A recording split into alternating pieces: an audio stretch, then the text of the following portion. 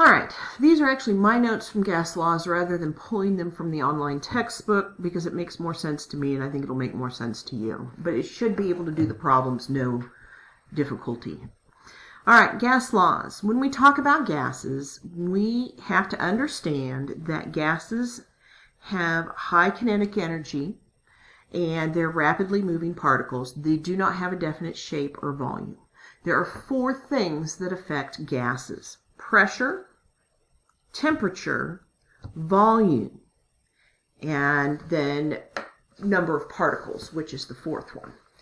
Definition of pressure. We just talked about that. We literally I just did a video on that. You should have already watched, but if you watch this one out of order, it's already been discussed. And we've done some conversions. So I'm not going to worry about that because we've already covered it. Temperature. We talked about Kelvin and we talked about thermometers and temperature scales. All you have to do with gases is convert to Kelvin. You cannot use Celsius because Celsius has 0 degrees and our pressure-temperature relationship is direct, meaning as our volume temperature. As volume goes up, the temperature goes, or as the temperature goes up, the volume goes up. Temperature goes down, volume goes down. And if you had a negative temperature, you would have a negative volume, and you can't have that. So you always have to change Kelvin to Celsius to Kelvin. So 27 degrees Celsius, we would take and add 273, and you get 300 Kelvin. 350 Kelvin, we would subtract 273, and you get 77 Celsius. 100 Kelvin minus 273 is going to be negative 173 Celsius. Ironically enough, you use the degree sign for Celsius, but not for Kelvin. Volume, we usually measure in milliliters, liters, or cubic centimeters. If you've been to the hospital, if you've ever had an IV, or if you've watched medical shows, they'll talk about giving 50 cc's of this. cc stands for cubic centimeter. 1 cubic centimeter, if you have a cube that is 1 centimeter by 1 centimeter by 1 centimeter, and you filled that up with water, it would have a volume of 1 milliliter. So 1 milliliter is equal to 1 cubic centimeter. Why the medical profession uses cubic centimeters when scientists that are measuring liquids use milliliters, I don't know. It's a good question. Scientists will use cubic centimeters if they're talking about a solid, because you all know how to find volume of a solid: length times width times height, if it's a box. If it's a regular solid, at the beginning of the year you did water displacement when you found the volume of the golf balls, so you already know how to do that. So convert milliliters to liters. Well, we know that there are 1,000 milliliters in 1 liter, so we would do 1, 2, 3, 4 milliliters. There's 1,000 milliliters in 1 liter, so it would be 1.234 liters. The next one, 54 cubic centimeters to 54 milliliters, it's a 1-to-1, 54 milliliters. 5 liters to cubic centimeters. First, we have to change 5 liters. So there are 1,000 milliliters in 1 liter. So that changes us to milliliters. And then we know that there is 1 milliliter for every 1 cubic centimeter. So that would be 5,000 cubic centimeters. Okay? Again, basic stuff, but you got to be able to do it. Then the fourth piece is number of particles, because that also affects things. How do I change grams to moles? Well, if we get our mole map out, we would see that if you know mass, the way to go from mass to moles is to divide by the molar mass. So if I have 558 grams of Ne, which should be a lowercase e because it's not Nebraska, it's neon. Neon, and I have a periodic table here somewhere. Neon is 20.17.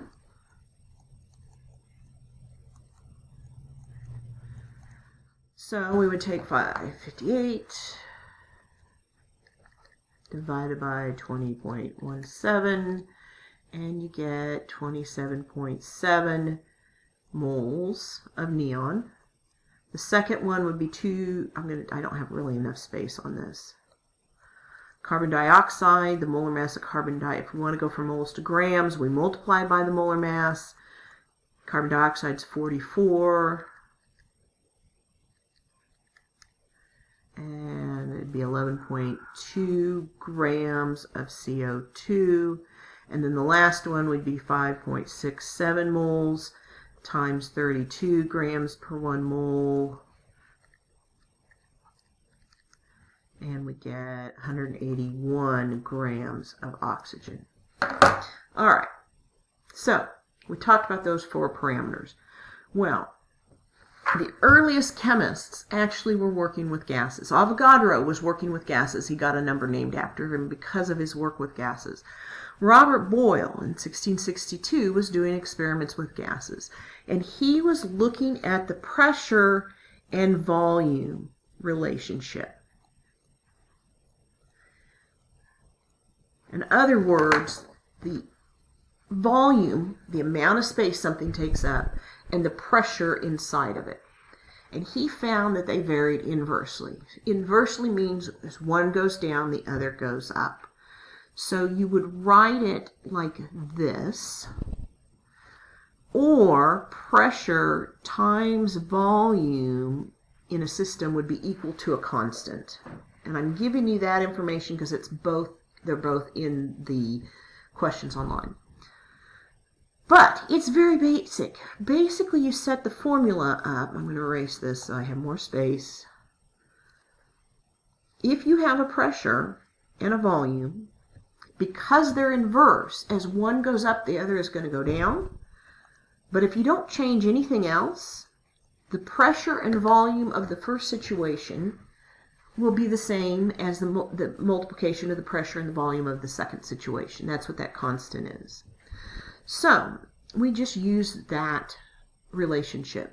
If the temperature of a 0.5 liter sample is held constant, meaning temperature is not going to change, we've got a 0.500 liter. That is going to be volume 1.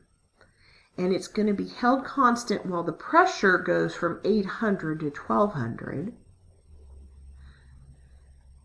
So pressure times volume, this is going to be volume 1, or pressure 1, volume 1, is equal to pressure 2 times volume 2. Well, pressure 2 was 1200 millimeters of mercury. Volume 2 is what we're solving for. Plug and chug. Divide both sides by 1200, and you get 0.5 times 800 divided by 1200. You get volume 2 is 0.33 liters. Now let's think about that. Half a liter, the pressure increased. If the pressure increased, that means the particles are pushing harder. So in order for the pressure to increase, you had to have made the space smaller. So the volume decreased. So that makes sense. Smaller volume. Number 2, a gas occupies 30 milliliters and has a pressure of 0.76 atmospheres. What will the new pressure be? So again, we're going to go pressure 1, volume 1 equals pressure 2, volume 2. This is volume 1. This is pressure 1. This is volume 2. 30 milliliters times 0.76 atmospheres is equal to pressure 2 is what we're solving for, times 60 milliliters. Divide both sides by 60.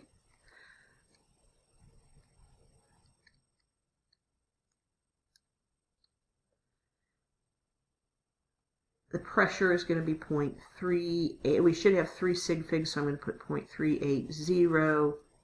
And we were using atmospheres. Okay? Third one. A gas has a volume of 3.04 liters at a pressure of 9.7 atmospheres. So here's volume 1, pressure 1. We're solving for volume 2. Here's pressure 2.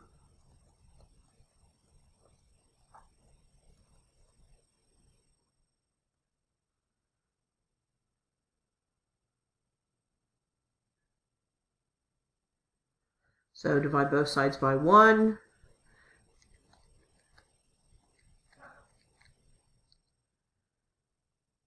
V2 equals 29.5, and we were using liters.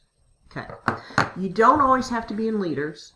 You don't always have to be in atmospheres. But I'm going to tell you right now, if you can switch to atmospheres, as we go on, atmospheres is going to be the one we're going to want to probably use. Okay. All right. Second law, Charles' law. Work by Joseph Gay Lussac confirmed Jacques Charles experiments. Gay Lussac showed that gases expand by the same amount between two fixed temperatures. So temperature and volume vary directly. So this is a relationship.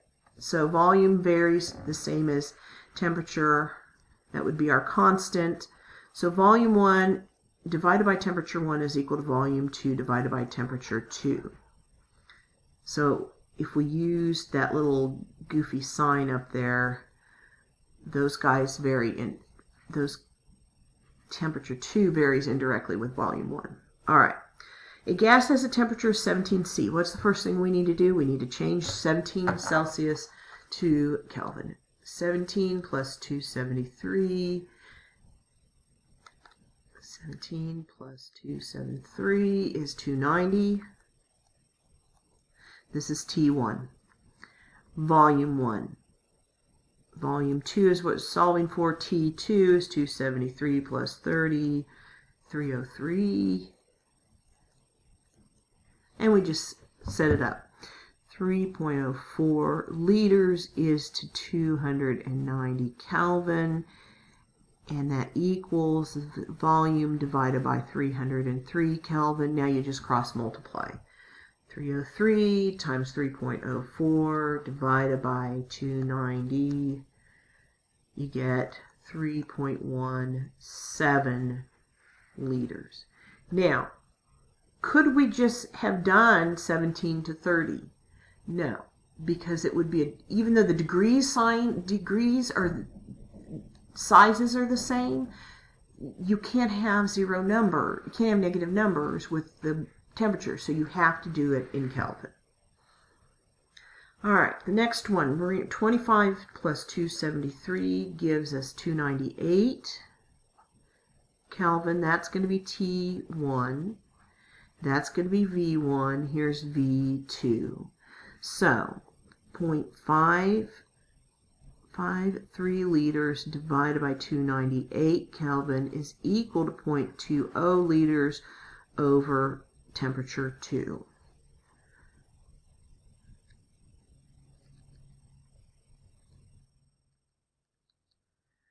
And I got 112 Kelvin. Now, pressure went down, or the volume went down, it got smaller, so the temperature went down, so that makes sense. If we wanted to change that pressure back to, or that temperature back to Celsius, we just subtract 273, and we get degrees Celsius. I'm going to do the math again just to make sure I did that right.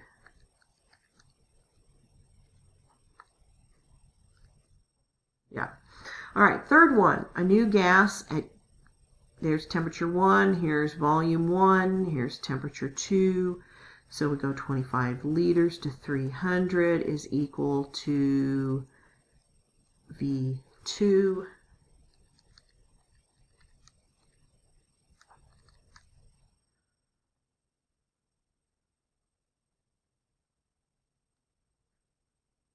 Okay. Now, Gay-Lussac also has a law named after him, and that is the relationship of pressure and temperature, which is essentially the same.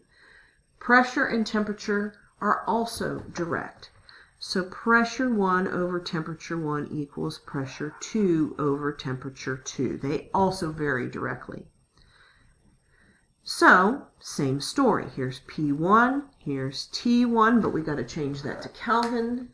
273 plus 16 is 289.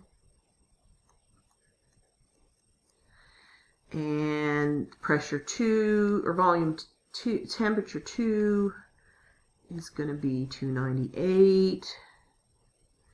So 77.5 kilopascals divided by 289 Kelvin equals P2 divided by 298 Kelvin.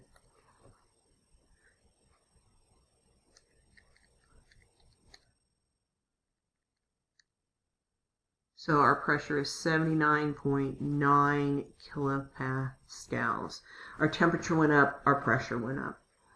Next one, a gas has a pressure of 1 atmosphere, so that's pressure 1, temperature 1, temperature 2. So pressure 1 is 1.0 atmosphere, temperature 1, 20 plus 273 would be 293 Kelvin. Pressure 2 is what we're solving for. 273 plus 50 is 323.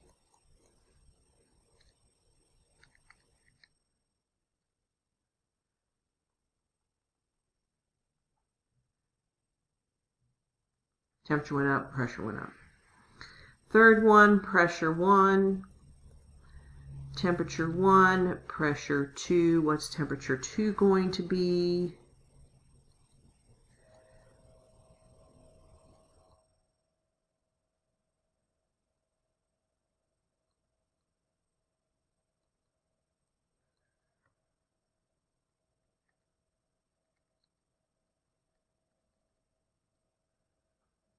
Temperature 2 is going to be 157.5 Kelvin. All right.